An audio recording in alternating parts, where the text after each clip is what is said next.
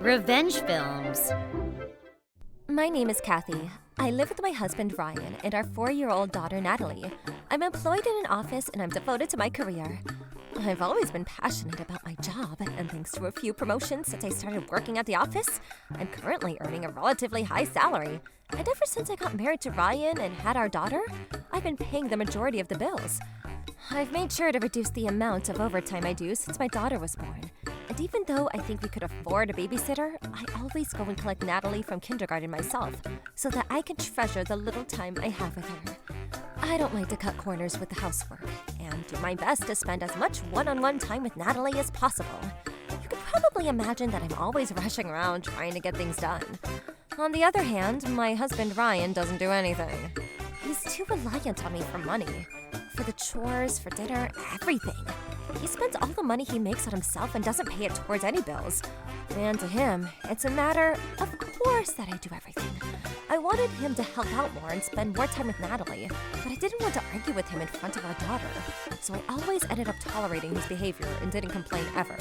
But it's now been 6 months since we got married and we've started planning to build our own home. We thought about it for a long time before deciding to purchase some land to construct our new house on. And we bought it under both of our names so that we would have joint ownership. However, despite starting what was supposed to be a happy new chapter of our lives, there was one thing that was bothering me. Ryan's mother and older sister and their dependency on us. My mother and sister-in-law are both living at my husband's childhood home that his father left for them, but neither of them work, and they both demand that I send them money so that they can pay the electricity and pay for groceries. I thought that buying our new home was perfect timing for us to stop sending them both money since our expenses would increase with the monthly loan we would owe to pay the house. I spoke to my husband about it and told him that we couldn't afford to support his family and that they would have to find their own work. But when I mentioned stopping the payments to his mother's account, he snapped. So you're just going to abandon my mom and sister? Why should they have to work? However, there was no way I could give in. If I did, I would be paying the bills, sending money to my mother-in-law, and paying the loan. I didn't let my husband's attitude intimidate me and kept a firm stance on the matter. But when I argued back to him, Ryan only got even more upset. You can afford to pay the loan and send my mom money. What are you complaining about? Don't be so stingy and pay the goddamn money. You're not going to make my mom and sister work. Don't be ridiculous! If you think it's so important to send your mother and your sister money, then why don't you send them money from your account? Help with the bills at least. You earn more than I do. Why the hell do I have to pay for anything? You can afford everything on your own. My money is for me to spend the way I want. That's not the problem. Why can't you? Oh yeah, I forgot.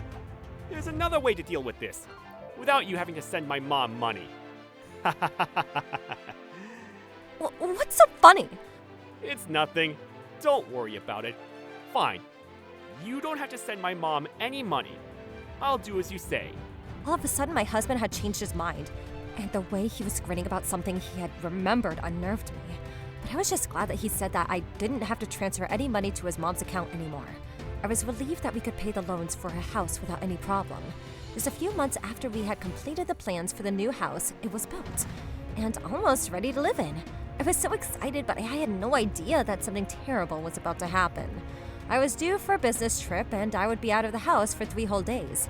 I left Natalie to my husband and traveled to the other side of the country to have this business meeting. Thankfully, my work went smoothly at the meeting, and my presentation was a success. My business trip ended sooner than I had expected, and I ended up arriving home the day before I told my husband I would be home. When I got home, I expected that my daughter would run to the door to greet me like she always did, but it seemed that she wasn't home. Instead, there was an unfamiliar pair of sandals on the shoe rack that obviously belonged to a woman. In a split second, I realized that there was a possibility that my husband was having an affair, and sneaked towards the room where I could hear voices. As I got closer, I realized that I wasn't hearing a voice. I was hearing a woman moaning and gasping for breath. The possibility became a solid fact. I carefully nudged the living room door open and found my husband on top of a young woman right in the middle of doing it on the couch.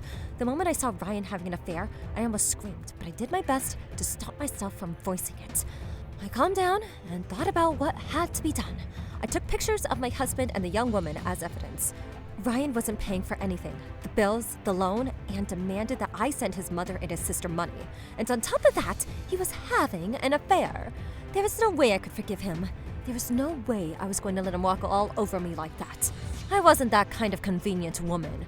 After taking all the pictures and videos I needed, I shoved the living room door open in anger and burst in on them, starting another round. Ryan was shocked to see me and began to make excuses. Wait! This isn't what it looks like! She came on to me! I didn't do anything wrong! She seduced me! I ignored him and argued back. You didn't do anything wrong? You can't possibly expect me to believe that! I'm filing for divorce, Ryan. When I announced that I wanted a divorce, he lost his temper. And how do you think you're going to do that? We've already bought a new house together. Your name's on the contract too. There's no way you can get a divorce now. But if you really want to get divorced, then be prepared to continue paying for the loan. You and Natalie can go and live wherever you like, but I'm going to live in the new house. If you're fine with that, then you can file for a divorce. I don't care. The house is in my name, and it's mine. If you want a divorce, then you're the one that should get out. Apparently, my husband thought I wasn't serious about getting a divorce because we were just a couple of weeks away from moving into our new home.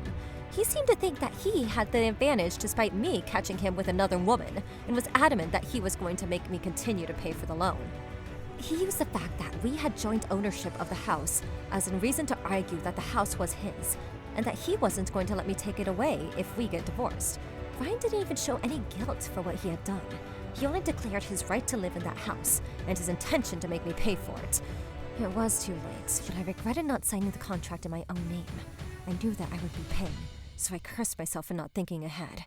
And then, from that day onwards, Ryan started spending entire nights away from home. He had always used overtime as an excuse to come home late, but now I knew that it was because of his affair. He didn't make any excuses and just didn't come home at all. He didn't ask me for forgiveness and only laughed at me when I spoke up. You can't get a divorce! You're stuck with me! His invincible attitude pissed me off, but the way he threatened me also made me just realize how humiliating and inhumane his treatment of me had been. I felt that I couldn't live with him any longer and was certain that I wanted to get away from him. So I used whatever time I could to research on divorce and find out if there was any way for me to win in demand of a fault divorce. I found a lawyer office where I could ask for advice in private and without any cost, and decided to ask them for help. According to the lawyer, even if we had joint ownership of the house and there were still payments left to be made, I could fight to gain complete ownership of the new house and get an advantageous divorce for my husband as long as I had evidence that he was at fault. In my case, it meant that I needed photos and videos I had taken of his rendezvous with that woman. Once I heard that, I was confident that I could win the divorce case, and I wasn't worried about the aftermath either. After all, I had spent years working, doing the housework and raising Natalie all by myself, without any help from Ryan, except for when I was on the occasional business trip.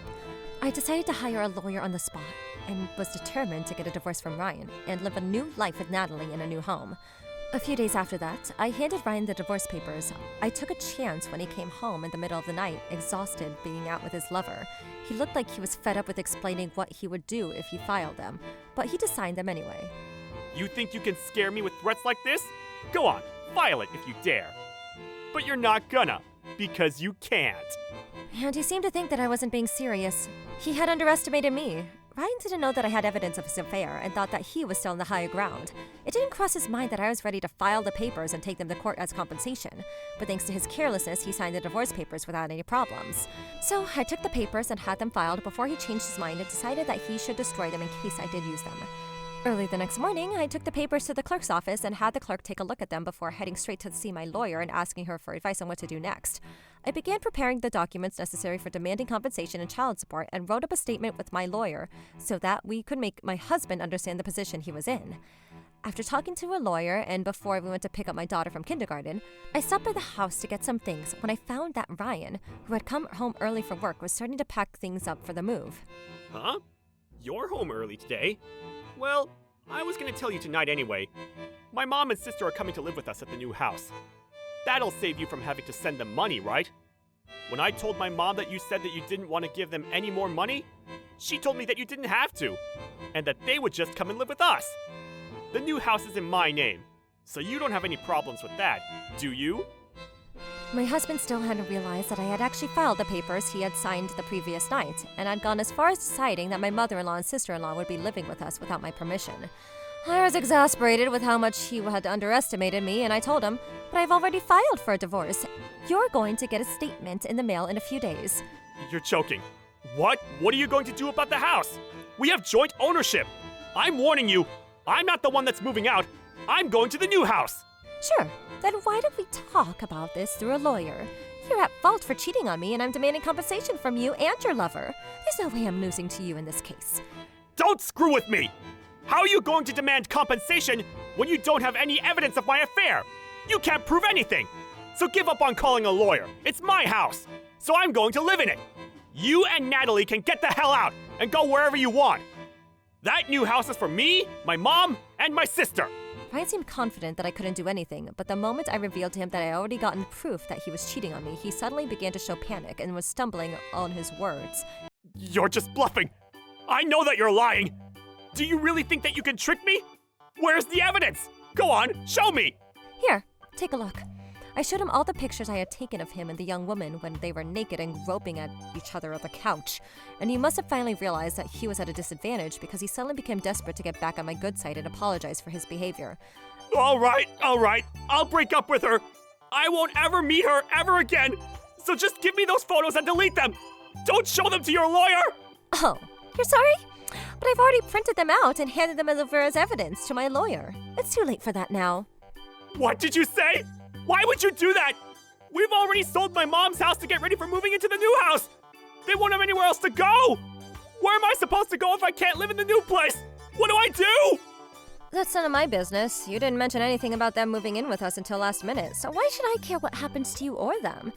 Ryan made a fuss not wanting to get divorced, but I kicked him out anyway and started packing mine and Natalie things up to have them taken into the moving truck and driven to our new house. Once we moved and settled in, my daughter and I began living in our new house without anyone getting in our way. As a result of the court case, my husband was found guilty of having an affair and was awarded a full divorce.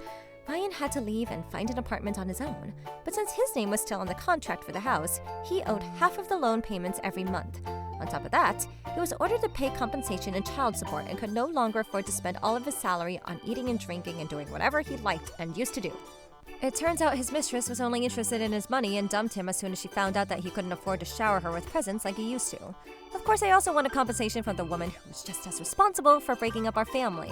But I was shocked when I found out she was only 22 years old. She had only just started her own career when everyone in her office had found out that she had been having an affair, and she was left with no choice but to resign from her company when rumors started going on around her. I hope that she takes this chance to learn from her mistakes and doesn't do anything as irresponsible as this ever again. As for my ex-husband, his mother and sister had already sold off their house, so he had no choice but to take them in, and they started living together in a cramped apartment in the outskirts of the city far from any station. He owed money for the loan, for my compensation, and for the rent, and his salary wasn't enough to cover the household bills and groceries, so his mother and sister also had to find jobs of their own to pitch in and pay for their own part. Until we got divorced, he had been completely reliant on me, so I'm sure that he's going to suffer a lot to make it without supporting himself. Ever since he started living such a miserable lifestyle, he tried to contact me a few times, telling me that he had broken up with his mistress and that he wanted to get back together with me. He's been begging that he wants to live with us again and that he won't ever make the same mistake. But it definitely didn't make any difference. I wasn't interested in falling for his trick ever again and declined him politely. How was today's video? If you enjoyed it, please subscribe, like, and leave a comment. Stay tuned for more.